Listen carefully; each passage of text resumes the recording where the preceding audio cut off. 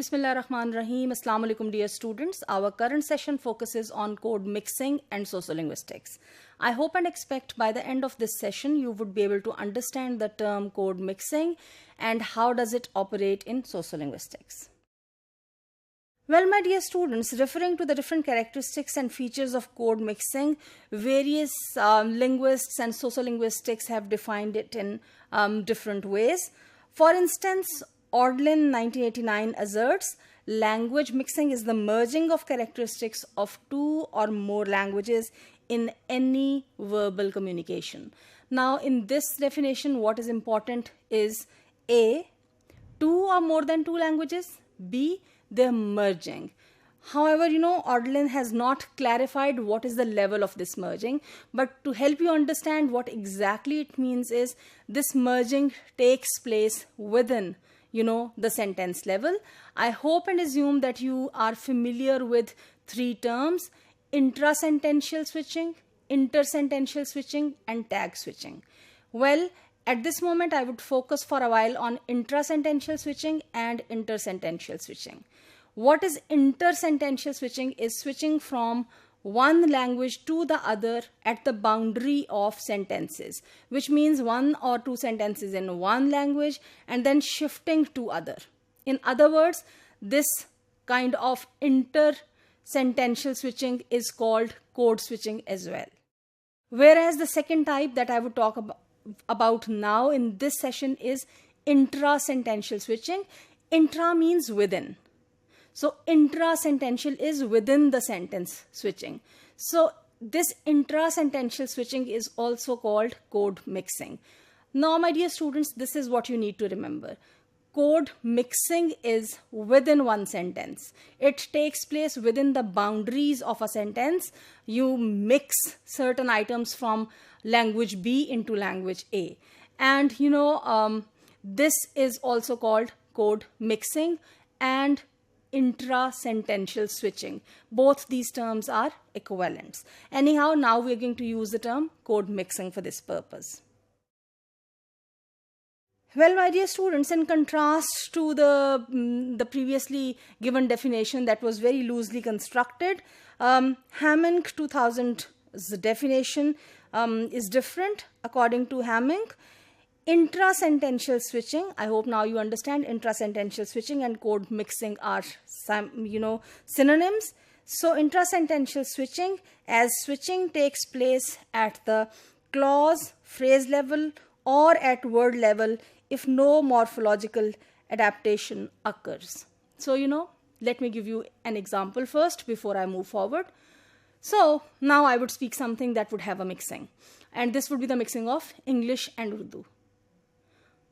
तुम आज मेरी बुक्स लेके आई हो.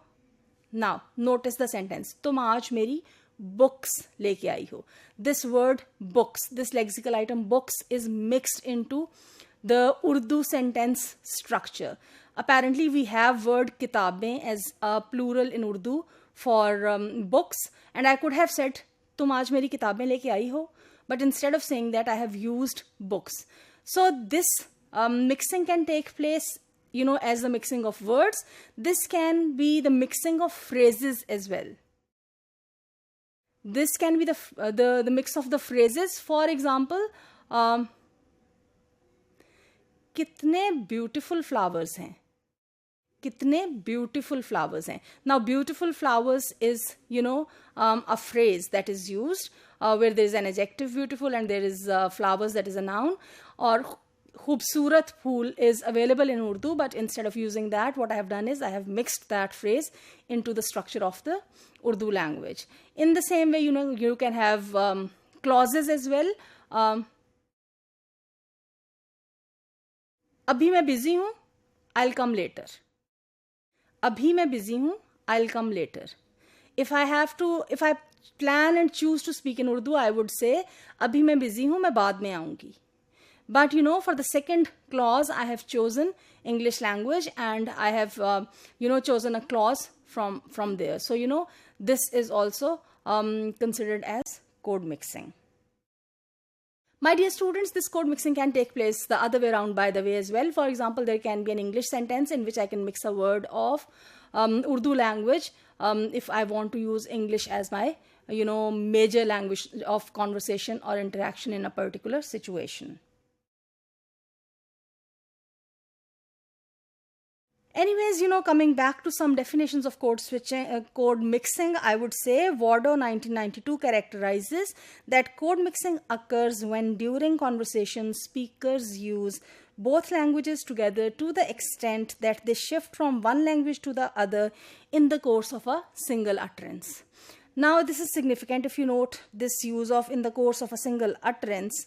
This is where it may overlap with the definition of code switching, where also there can be a switch from one language to the other within one utterance. That is what you speak in one go. For example, I really don't like this and I am not going to work on this. तुम्हें पता है ना मुझे ये नहीं पसंद.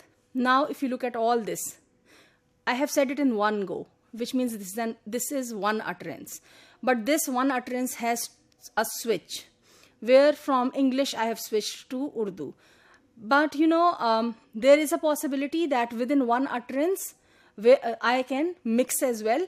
For example, if you consider the earlier examples that I have given to you of my mixing of words or phrases or clauses of English into Urdu. So, this definition given by Wardo, it overlaps the definition of code mixing to some extent with the definition of code switching as well.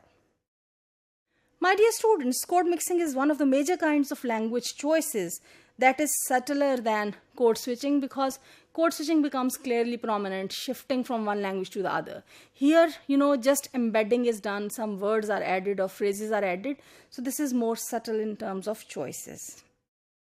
In code mixed sentences, pieces of one language are used like a speaker is basically using the structure of the other language.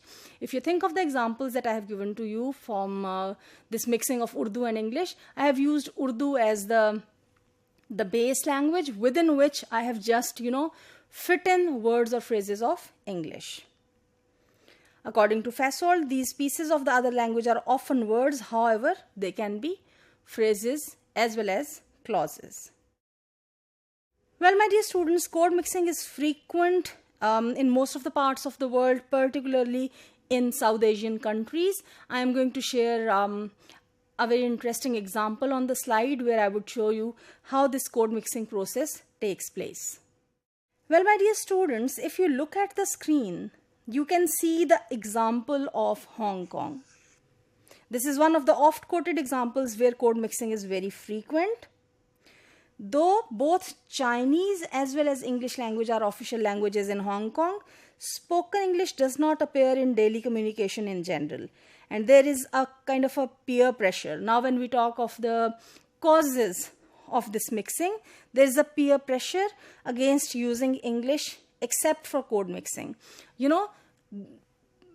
Socially, there's a pressure that if you make switches from one language to the other, from Chinese to English, this is not considered to be very, acceptable. But code mixing is considered to be appropriate for oral communication among Hong Kong people.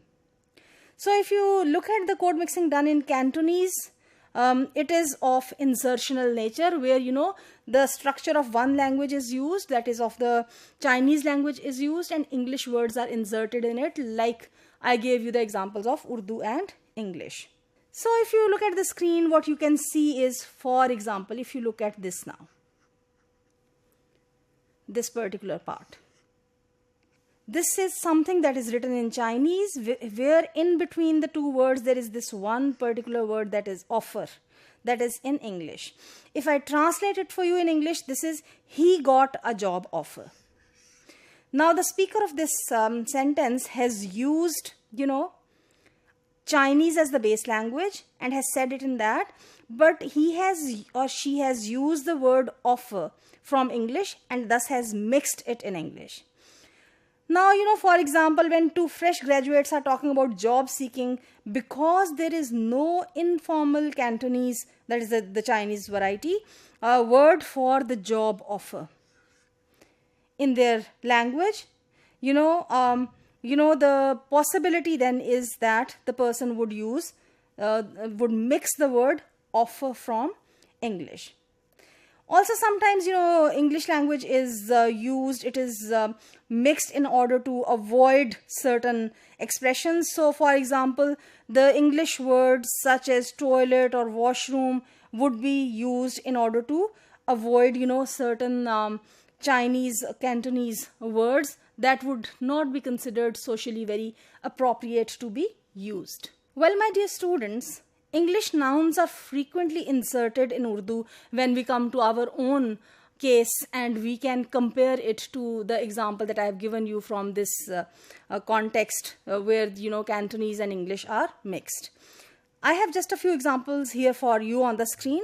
Environment को साफ रखने की ज़रूरत है. Now look at the choice of the word environment. We have the word mahal.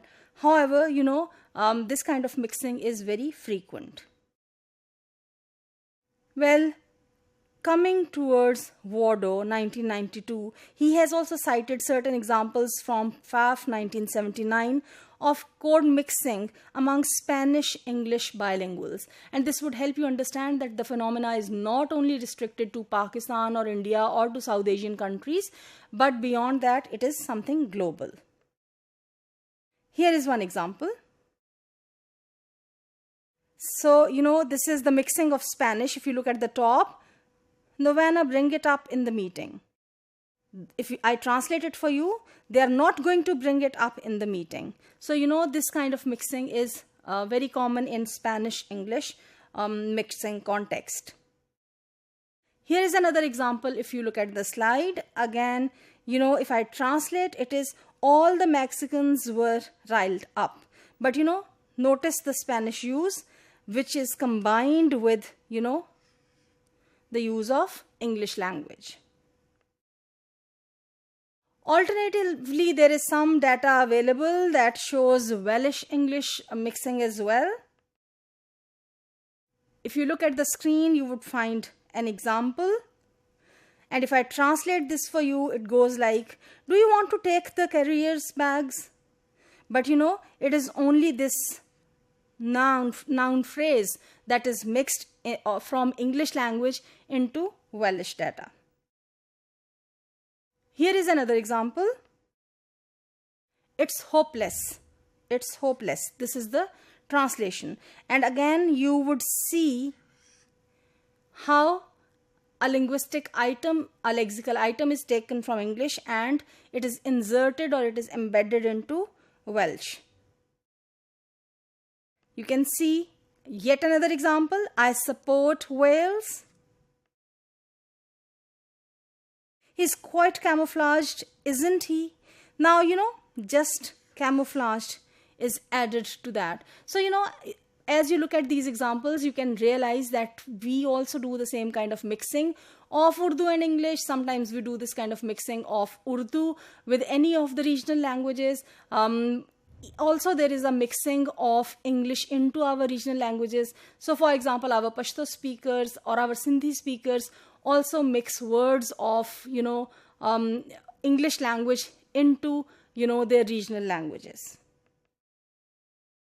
You can also think of further examples of the particular context in which you live, where you experience this kind of mixing, and I hope that would give you further clarity on the idea.